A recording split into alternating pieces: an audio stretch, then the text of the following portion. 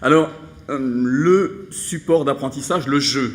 Le jeu, support d'apprentissage, support d'échange, support de socialisation, ce n'est vraiment pas une nouveauté en matière d'éducation et d'enseignement. En particulier maternelle et primaire, on a bien entendu en tête tout un tas de choses, mais c'est vrai que les élèves jouent moins quand ils grandissent, sauf à se retrouver, on va le voir, parce que je distinguerai nettement des différents contextes. À l'école primaire, au collège et au lycée, on joue moins. Au lycée professionnel et dans les séries technologiques, on joue aussi, mais déjà avec des jeux qui parfois sont des jeux de simulation, finalement pas très éloignés de ce qui se passe en entreprise.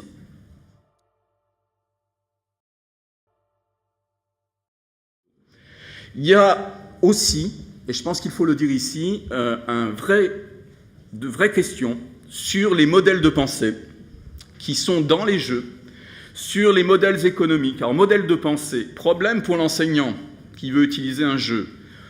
Encore faut-il qu'il l'ait travaillé, qu'il ait pu le temps, voilà. Et là, vous avez la fameuse question du temps qui va intervenir.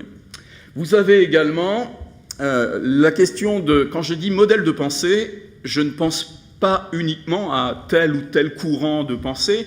On a utilisé pas mal en histoire-géographie et en éducation civique des jeux qui viennent aussi d'organisations comme ceux finalement qu'on a pu voir à l'instant, à savoir pourquoi ne pas utiliser une apps, je dirais, faite pour l'éducation mondiale, faite pour tout un tas.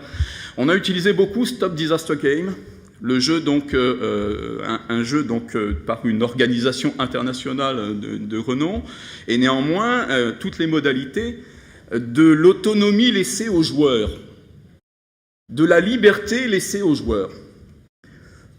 Une autonomie, une liberté qui est souvent quand même contrainte dans les modèles, dans les possibles, même si le jeu s'adapte à ses réponses, même si voilà, vous n'avez pas tout ouvert, donc par conséquent, il y a aussi ici à réfléchir pour nous. Sur le modèle économique, grande discussion, sujet fréquent dans le soutien du ministère avec les uns et les autres. Je vous montrerai ensuite quels sont tous les dispositifs de soutien que nous avons actuellement. Forcément, pas de publicité. Forcément, également, une autre chose qu'on a vu apparaître comme modèle, et notamment avec la téléphonie mobile, à savoir donc tout ce qui est achat de petits objets, de petits éléments à l'intérieur même de l'application pendant que le jeu se déroule. La publicité aussi, soit dit en passant, selon les chaînes qu'on a vues tout à l'heure, quelles qu'elles soient, on va dire, un certain nombre de chaînes vidéo, on démarre la vidéo, c'est sympa, on l'a curé et ça semble bien, c'est sympathique, et puis boum, on a tout à coup une publicité qui vient perturber, on va dire, les choses. Donc voilà, pour l'école, pour adresser l'école, je pense qu'il faut avoir ça en tête, et on sait que tout n'est pas simple. Il y a aussi, bien entendu, les liens entre objectifs d'apprentissage, référentiel, évaluation, temps de jeu en classe. Temps de jeu en classe et temps de jeu en classe, non seulement en classe, mais en prolongation de la classe. Parce que, là encore, dans les remarques qu'un enseignant peut avoir de la part de parents attentifs, c'est toute la question autour du temps passé sur les écrans. Et en plus, vous leur donnez, et en plus, parce qu'à la maison, ça peut être cool si le jeu est sympa. Papa, maman, c'est le prof qui m'a dit de jouer pour m'entraîner à ceci ou à cela. Donc, vous voyez, on a en fait à gérer tout un écosystème qui va au-delà de la créativité et du côté vraiment sympathique que l'on peut retrouver. C'est donc un accompagnement qui ne remplace en rien, et c'est là, bien entendu, peut-être une différence avec l'esprit de la mécanique du jeu ou ce que j'ai vu ce matin. On se dit, j'ai entendu, donc ce sera une question en retour pour Julien, pendant le test, tout à fait normal que les enseignants ne sachent pas quels sont les résultats de leurs élèves, puisqu'on veut mesurer des choses, mais passer le test et dans la mise à disposition, comment on imagine de mettre l'enseignant dans une position où il peut débrayer quand il en a besoin, où il peut ajuster quand il en a besoin. Donc ça aussi, pour nous, c'est vraiment très important parce que sans projet pédagogique, sans accompagnement de l'apprentissage par les professionnels de l'apprentissage que sont les enseignants, je dirais, on reste dans le jeu et l'éducation.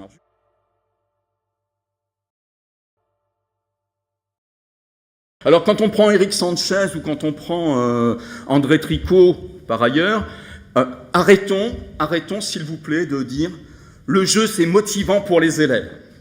Le côté, la motivation, oui, mais franchement c'est pas le premier ressort et le seul ressort.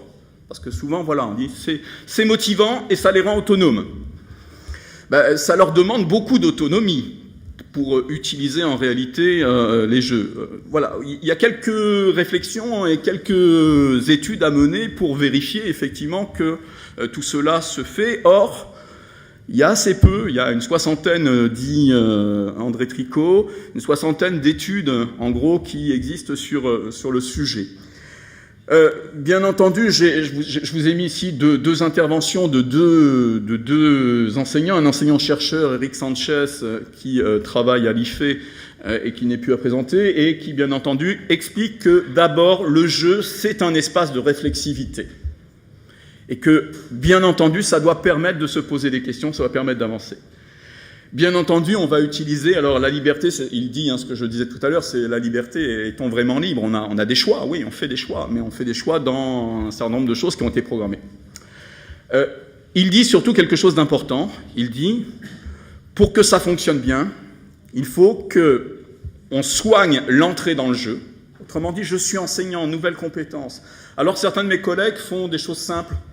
Hop, ils se mettent une écharpe de maire, ou ils envoient un courrier à leurs élèves, avec le maire qui consulte sa population. Autrement dit, on entre dans une situation qui n'est pas une situation enseignant-élève dans une activité d'apprentissage classique. Et puis il en sort par des feedbacks qui sont au-delà des feedbacks qu'a donné la machine. On débriefe, on sort du jeu, on débriefe, on passe à autre chose. Sinon, on a joué, mais qu'est-ce qui se retient, on ne sait pas trop.